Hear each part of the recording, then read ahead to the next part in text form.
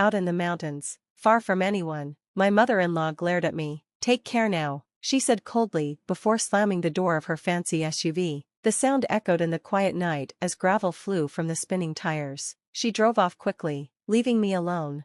Under the moonlight, I caught a glimpse of her face. For the first time, I saw her cruel smile and the glint of her eyes, sharp and dangerous like a predator. She looked at me like she'd already won. "Mom, why?" I whispered, my voice shaking, but she just leaned out the window and laughed. It was a chilling sound, full of triumph. "Goodbye, Emily," she sneered. "No one's coming to help you. By tomorrow, you'll just be food for the wolves." Her words cut through me like ice. The roar of her SUV's engine faded as the headlights disappeared into the dark, leaving me frozen in disbelief.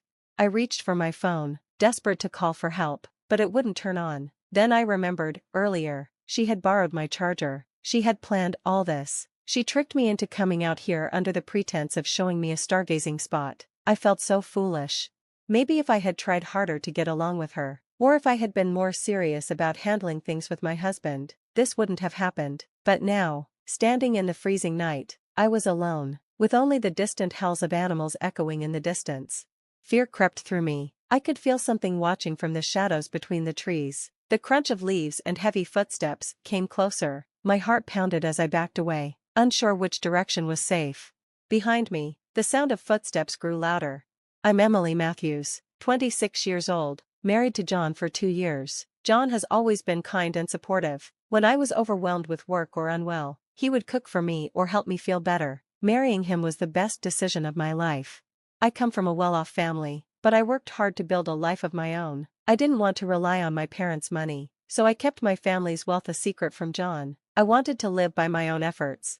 John and I both worked in the bridal industry, and I loved my job. But then John decided to quit his stable job to start his own business. Though worried, I supported him because I believed in his determination. Then, I found out the truth. John had been in a relationship with another woman from his college days. Not only that, but he had racked up $50,000 in debt from extravagant trips with her. I had no idea and was devastated when I learned about it. To my horror, he started his business with that same woman as his partner. He claimed his family was supporting him financially. His mother, Susan, adored him and justified everything he did. She treated me as if I was trying to steal her son. Meanwhile, John's sister, Megan, lived off him completely. She refused to work, saying she didn't want to deal with things like speaking formally to her boss. She seemed entitled and difficult, which made dealing with her exhausting. For a while, I endured it all because I loved John, but Susan and Megan started visiting our home often, rummaging through my belongings without permission. They used my expensive, cherished items as props for their social media, treating them carelessly. One day, Susan took my favorite brown purse without asking and broke it. I hoped she'd apologize, but instead, she smirked and said, "It was bought with John's money, so I don't owe you anything." I felt crushed. Even though I earned a good income, I couldn't keep replacing my things endlessly. I reminded Susan that the bag she broke was something I bought before I got married. It was my first big purchase, something I had dreamed of owning. "Yeah, right," she scoffed. "Girls like you don't have money for things like that. Don't try to fool me." She had already labeled me as a gold digger, accusing me of spending John's money on luxuries. It was impossible to talk to her. She didn't even try to understand. She only saw me as an enemy. When I turned to John for support, he barely listened. "Just hold on a little longer. Mom's going through a rough time," he said. It hurt so much to feel ignored, even by him. I had always thought of myself as strong and independent, but being so alone was overwhelming.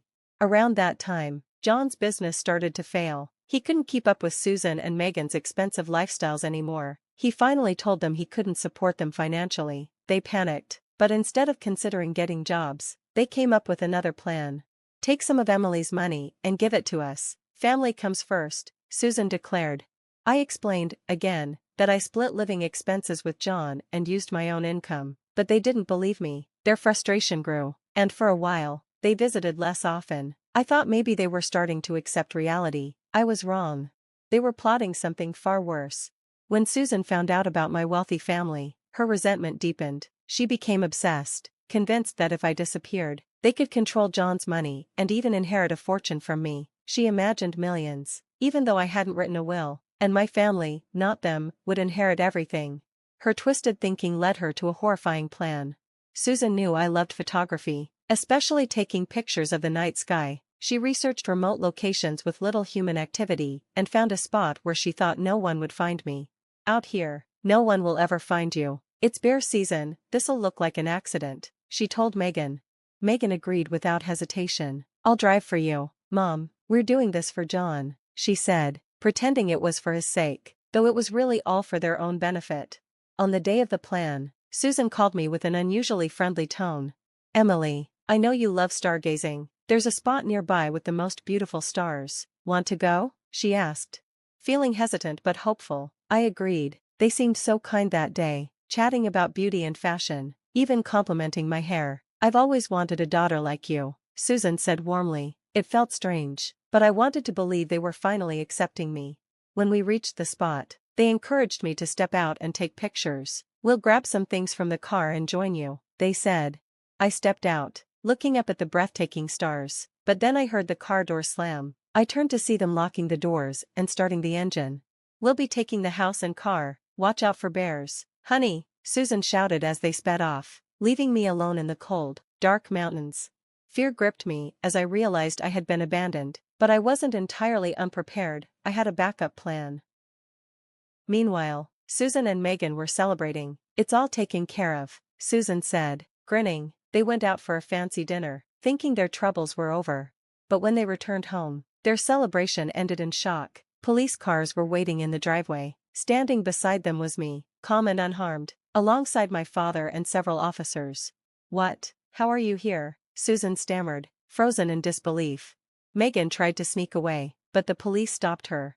I had been rescued thanks to my father's safety measures. Since I was young, he had insisted on tracking my location through GPS and having a backup emergency system. When I realized something was wrong, I activated it. My father, who had access to a private jet, reached me quickly. The clear stargazing spot made it easy for them to land and rescue me. I had also recorded the entire car ride, as my father had advised me to always record suspicious situations. We'll be taking the house and car, watch out for bears. Susan's voice rang out clearly from my phone. The evidence was undeniable. Susan and Megan were arrested on the spot for attempted murder and fraud. Susan fainted, and Megan broke down in hysterics, blaming her mother. John, meanwhile, was exposed for being with his mistress all along. He testified against his family, but it was just another betrayal in a series of heartbreaks. The story became a media sensation. Headlines mocked Susan as the mother-in-law who wanted millions. Details about how Susan and Megan used my belongings for social media clout went viral. John, who had once prided himself on his reputation, now couldn't even leave the house without facing shame. As for Susan and Megan, their disgrace didn't end with their arrests. Someone leaked their phone numbers, and they were bombarded with calls from angry strangers.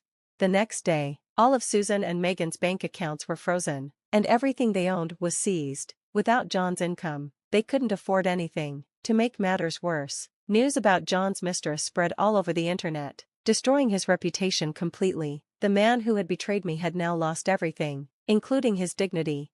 I found out John had been with his mistress since the beginning of our marriage. Remembering the kind things he once did for me now felt like a cruel joke. Why had he married me if he never truly loved me? My heart ached with pain and betrayal, but I resolved to move on.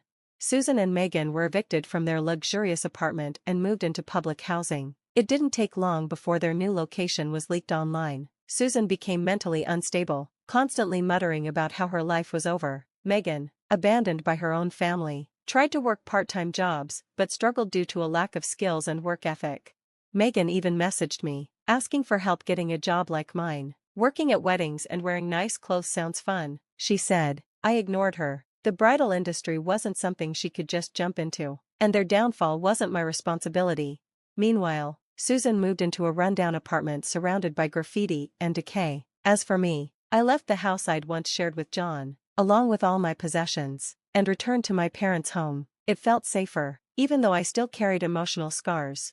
One day, John unexpectedly called me. Seeing his name on the screen made my stomach churn. Emily, I'm so sorry, I've cut ties with my mom. Please, let's try again, he said, but his promises felt hollow. How could I trust him again after everything? Maybe your mistress needs your protection more than I do, I replied coldly, ending the call. Susan wasn't done yet. Desperate and bitter, She hired a private investigator to dig up dirt on me. When the detective found nothing, Susan latched onto a small detail, my PTSD. She thought she could use it against me. One evening, as I walked alone, Susan suddenly appeared on the sidewalk. Her clothes were shabby, but her face wore a twisted grin. "Guess the bears didn't get you," she sneered. Her words sent a wave of fear through me as memories of that night in the mountains flooded back. She even threatened to spread a video of me unless I paid her. Though her threat made no sense, her presence terrified me. She climbed into a car and drove away, leaving me shaken. I called my father, who was furious. Using his resources, he discovered evidence of tax evasion and fraud in John's business. When confronted, John had no choice but to admit his guilt. His mistress, Lena, was shocked to learn she was tied to his shady dealings. Their lies and schemes unraveled, leaving them exposed and humiliated. John's accounts were frozen, and he lost everything, even his mother. Susan abandoned him, saying, "You're no son of mine." Both of them were left with nothing, their selfishness leading to their complete downfall. Despite everything, I focused on healing and finding a new purpose. My experience inspired me to help others escape toxic families and rebuild their lives. With my parents' support, I opened a refuge center in the family retreat where I'd once been rescued. It became a safe haven for those who needed a fresh start. I even earned a counseling qualification to guide others through their pain. Over time, the refuge grew, welcoming people who needed a safe place to heal. One day, a woman arrived, escaping her abusive family. I reassured her, "You've done so well to get out. I'm glad I left when I did, too." Her tears turned to a soft smile as I reminded her it was okay to acknowledge the pain and set boundaries.